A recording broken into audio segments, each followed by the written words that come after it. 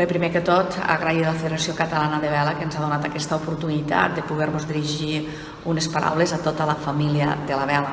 Un esport tan nostre, un esport de país, un esport que està molt arrelat aquí a territori ebrenc i que jo vull agrair tot això que feu per fomentar aquests programes d'esport blau escolar i fomentar els valors de la vela i els valors del mar. Un esport per a tothom, un esport que el podem practicar a les diferents etapes de la vida, que a més el podem practicar en família, en amics, en este component social, familiar, educatiu, formatiu i, com no, competitiu.